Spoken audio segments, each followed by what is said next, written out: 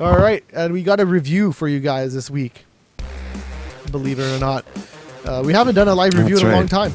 Long time. No, we haven't. No, we haven't. I actually prefer doing the edited, produced stuff. Wasn't anyways, the last one the Walking Dead Duty? stuff? No, it's Call of Duty. Oh, the produced stuff. Yeah, it was. It's Call of Duty. Was it Call of Duty? Yeah, something like that. that. It was either Black Ops or Retro City Rampage or both. No, it could have been PS All Stars. It was either PS All Stars or oh yeah, it might have been that one. It was PS All Stars, Halo, or Call of Duty. I think it was Call of Duty. I think Call of Duty came out after everything. Yeah, oh no, no! I think no, it was PS All Stars. That was the last review. Anyways, this one's for Metal Gear Rising: Revengeance. I looked at this on the PS3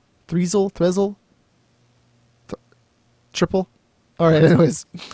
So this is a Kojima production game developed by Platinum Games. It is a hack and slash title. It's available on the 360 as well.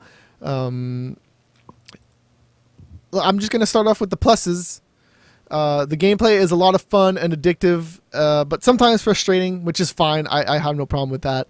But yeah, they managed to make that slashing mode where you saw in the demos where he was like cutting apart watermelons and stuff. Pretty sweet. That is a pretty cool, neat feature that you haven't really seen in anything else. This game feels a lot like a mix of Bayonetta and what was their third-person shooter game that you slid around, and it was like kind of like Gears of War but futuristic. Isn't Gears of War kind of futuristic? Yeah, but this is more futuristic. You're a robot. You're a robot. It's like a one-word name. Anyways, so it's a mix of like that, Bayonetta, and Metal Gear, and then you get this game, and it's pretty sweet. The music is crazy good. So, some of it is like a heavy rock metal band playing, and then some of it is like an opera-ish techno-y thing. It's a weird mix, but I like all of it. There's nothing that I can really complain about that. So right off the bat, you face off a Metal Gear. Right off the bat, literally one of the first things you do is fight a Metal Gear, and it is off the wall, batshit crazy. And that's the game. This game.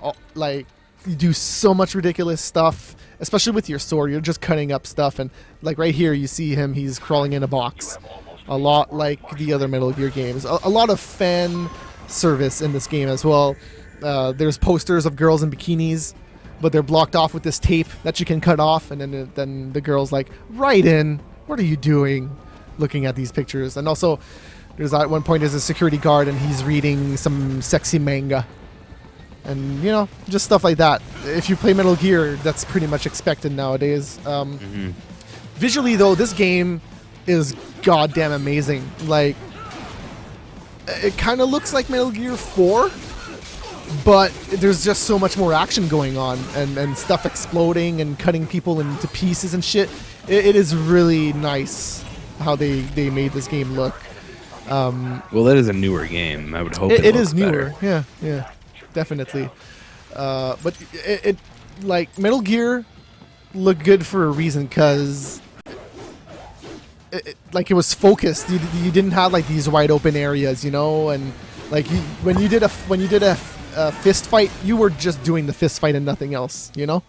There's a lot to it. There is a lot to it. All right. Anyways, the sounds are also sweet. The voiceovers, for the most part, are good. There's a couple of them that are not so well delivered. Like, there's a black guy in here that is like stereotypical. Hey man, Raiden, come in, yo bro. He's not that bad, but like he's stereotypical black guy, really. And then you have like the doctor, who is also stereotypical German, but at the end he kind of comes out of his shell a little bit, and it's all right. But my real problem with the voiceovers is that there's this kid that you want to save. That's not really spoiling anything, because if you've been following the story, this has a lot to do with kids. I gotta save the kids, and like the main kid is like this African kid with an accent that it's just over the top, and it's not good. It's not good. But for the most part, the voiceovers are good, especially Raiden. You know what to expect from Raiden. It's the same guy playing him. The upgrade system is smart. You get so when you beat the bosses, you get new weapons. I haven't even really used them in the story. I did try them in the VR missions and stuff, but in the story, I stuck to Raiden's blade. It's really the best weapon, and you're constantly upgrading it while you're playing. So why would you even switch weapons, really?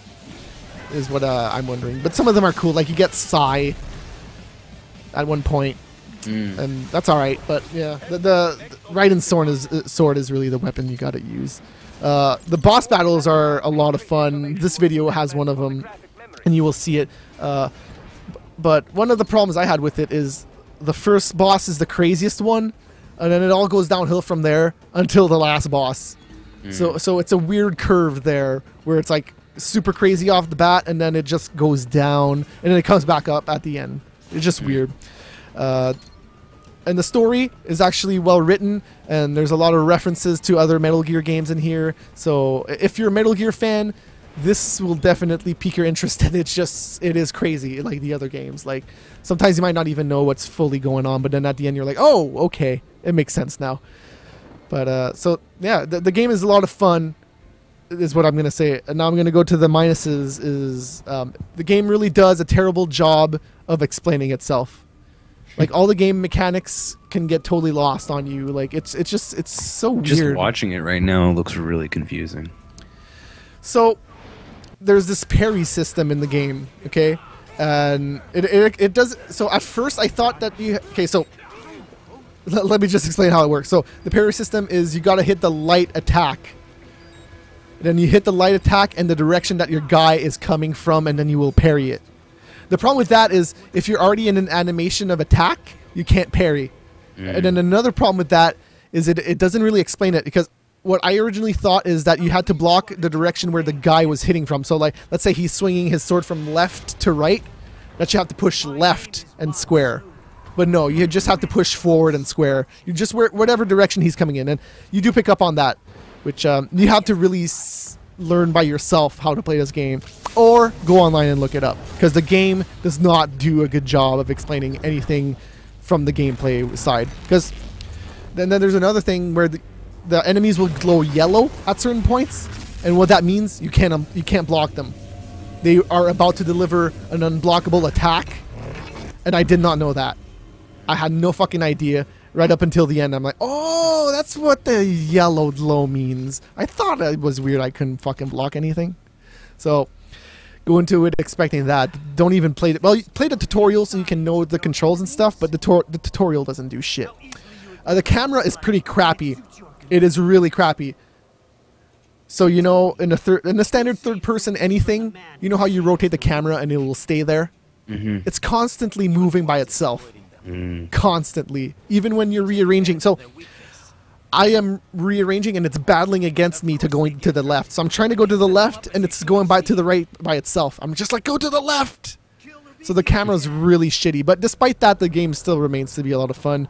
The difficulty curve is weird as fuck, because like I said, the first fight is against a Metal Gear. The first serious fight is against a Metal Gear. There's like a little prologue thing where there's a little fight at the beginning. But the real first fight is against the Metal Gear, and he's not that hard. And then you get the first two bosses, and those first two bosses are they're really hard. They're really hard. Ridiculously, yeah. Not ridiculous. Oh. Not ridiculous yet. We're not at that point yet. Oh, okay. I'm sorry. But in the prologue, you meet the two main bad guys. And when you fight them, it's just so anticlimactic. It's like, oh, they're dead. Oh, well, they were so easy. And then you get to the last boss, and it's stupid hard. It's stupid hard. Like, it's fucking... Oh, my God. So, this guy, at one point, he has 100% health. And seriously, you barely do any damage to him. Barely. And he hits you once, and he does 25% damage. Oh, shit. And the max you can have your bar at is 200. But I had the bar at 150. You got to upgrade it. That's how you can upgrade your health too. Okay. So basically, that guy hit me 7 times, and I was dead. So it was crazy. But I learned that the first part of the boss, you get him down to 97%, and then there's a cutscene that happens. So It's not all that hard. All right. So that's just the difficulty curve is weird. It's just so weird. And the over the topness is also not consistent enough. I just wish that it was over the top the entire time. Because at the beginning, you flip a fucking Metal Gear over your head. You grab his leg and you fucking flip it over. And then everything after that just seems so tame. But the fucking end boss is ridiculous. I'm not going to spoil anything, but it's worth it. It's worth making your way to the end in this game. And then just something weird that I already brought up. The music is just a strange mishmash of like hard rock and hard metal and this techno-y opera shit. And the main menu sounds a lot like something that would be in the Tron Evolution movie. A lot like it. And I love that shit. And there's some of it in the game too. But most of it is like heavy metal. There's a singer in it and everything. And some of those songs I would actually listen to on my own time. It was pretty good music. I have some of the OST downloaded on my computer and it's pretty good. So that's really it. The game is fun. It's not perfect. But if you're a hack and slash fan, if you liked Bayonetta, if you're a Metal Gear fan, you should probably find a way to play this one even if you don't want to pay the full $60. It's a lot of fun. And that's it. I'm giving it 4 out of 5. I really had a hard time. At a point, I was thinking about giving it a 3 out of 5, but that end boss just was so awesome, even though it was super hard and frustrating. It's super hard and frustrating. It brought me back to my days of old when I was a kid and getting frustrated and playing like a boss for 2 hours and then going like, throwing down the controller, I'm done. But God, that last boss is awesome. Look up Metal Gear Excelsius, I think is what it's called. And that's the new Metal Gear in this game, and it's absolutely insane. It's huge. And you fight it, and you flip it over your head. God, Raiden's awesome. Metal Gear Excelsius, yeah, that's what it's called. So this game's pretty awesome. Let me fast forward to this boss here a little bit so you can see the boss battle. At least see one of them. So yeah, I was parrying a lot of that stuff, and it was hard at first, but it's pretty cool.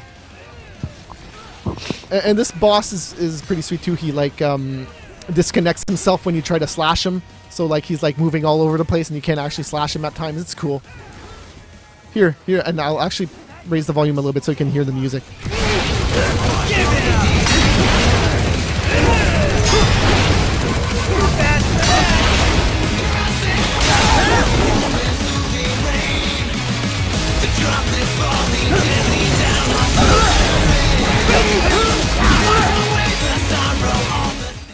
The music does get you pumped to play it, man. It really does. So that's my review, man. 4 out of 5. Like I said, if you're a fan of Metal Gear or beat 'em ups, pick this one up. It's a lot of fun. It's a lot of fun.